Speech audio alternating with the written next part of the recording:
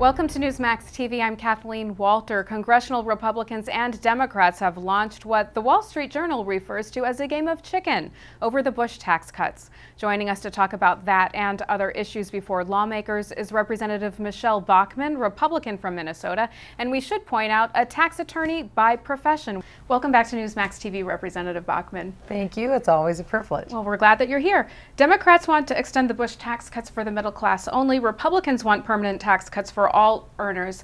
Any hope for a resolution before the new year?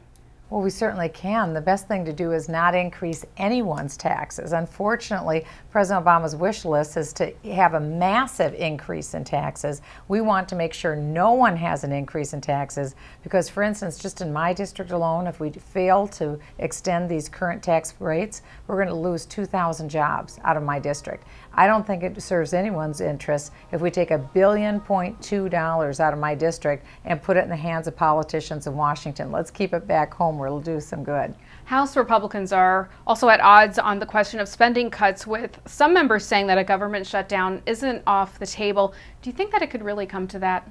You know, I hope not. I don't really think it serves anyone's interest for the government to shut down. I think now the election is over. People want us to sit down and make a lot of really hard decisions, and we need to. We need to have some cuts, very serious cuts. One that I would begin with is this. Secretary Treasury Geithner had given an unlimited credit card to Fannie Mae. Now he's spent over $200 billion. That's real money. We need to pull that credit card away, and all of the various private businesses that the federal government has now gone in and either purchased or controlled. We need to get the federal government interests out of private business. That'll save us a lot of money going forward. Well, both House and Senate Republicans have voted in their conferences to ban earmarks. Do you think that the full House and Senate will follow suit? That's a good question. It'll be difficult to see if that happens because, of course, it's Mitch McConnell who is the minority leader. He doesn't control what happens with earmarks, only his own members. And then, of course, the House is now controlled by Republicans. So we'll see. It may be that the Democrats decide they still want to be porkers, you might say, and get more projects. Tea Party activists and other conservatives are pressuring Republican leaders to confront Democrats as opposed to compromising on key issues. Do you think that that's a good strategy? Well, I think it's important that we uphold our pledge because, again, the Tea Party is not a political party. It's a set of ideas, but they're ones that the GOP is now embracing, and it's this. Government needs to live within its means. In other words, don't spend more than what you take in. No one's taxes should go up, and act within the limits of the Constitution. That sounds like a pretty good agenda to me. So I think that that's one that you'll see embraced going forward. All right, to another topic now, those controversial screening techniques at our nation's airports.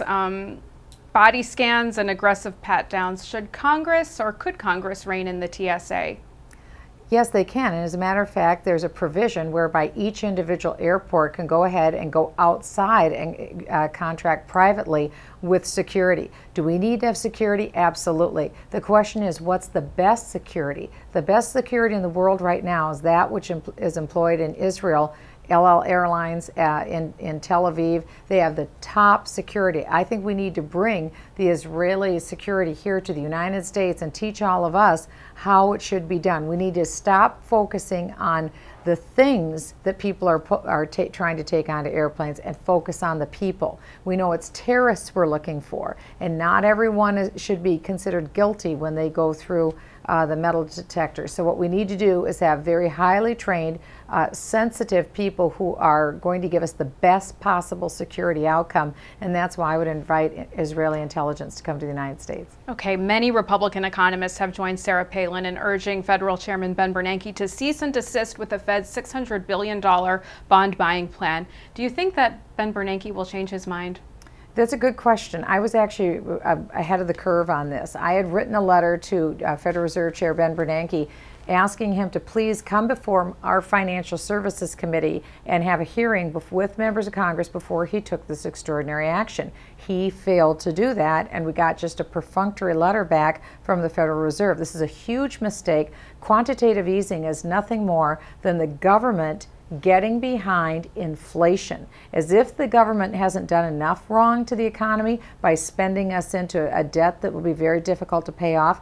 Now they want to inflate the money to pay off their debts that they accrued. This is just stealing from the American people, and it's flat out wrong, and it's a very bad move by Ben Bernanke and the Federal Reserve. Now, the Fed's plan to flood the market with cash is designed to stimulate the economy, but will the renewed debt crisis in Europe knock the U.S. back into recession? This or prolong it? This won't help anyone. Inflation doesn't help anyone but the government. And so I think it's wrong, and we shouldn't do that.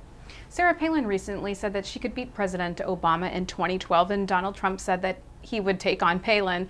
It appears that there's no shortage of Republican contenders for president in 2012. Who would you like to see, and who do you think is the best candidate for president in 2012? Well, I think we're going to have a very deep bench of a lot of candidates, and I hope we have a lot of candidates come forward so we have a true open contest where we can choose the best person. I think that right now the American people have made their decision. I think they've decided that President Obama has overstepped and overreached, and now we're hearing that President Obama we're hearing from behind the scenes that if he can't get his way with Congress, he'll just go through on his own in an executive order and put through whatever it is that he wants to put into place.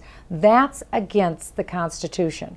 And if President Obama decides to go forward with actions that are contrary to our Constitution, you'll not only see a big fight, but you'll see a huge nosedive in his ratings. I don't think that he can win a second election. All right. Well, you sought the #4 leadership post in the House. It went to your colleague, Jeb Henserling, but you're the leader of the House Tea Party Caucus. Tell us about how you would use that post to influence the GOP agenda. Well, one thing I'm going to do is sponsor classes on the Constitution going forward. The first hour when we get into Washington, before we start voting, I want to devote that to studying the Declaration, the Constitution, and our Bill of Rights. I'm inviting in Chief Justice Roberts, Alito, Scalia, Thomas, as well as other legal experts to come in. What a great idea to have members of Congress wrap their minds around the principles of the Constitution before we start our weekly work. And then we can also discuss current and prospective legislation and how that fits in with our duty. I'm very excited about this, and we want to start that going forward in January. All right, Representative Michele Bachmann, thanks so much. Thank you. And thank you for watching Newsmax TV.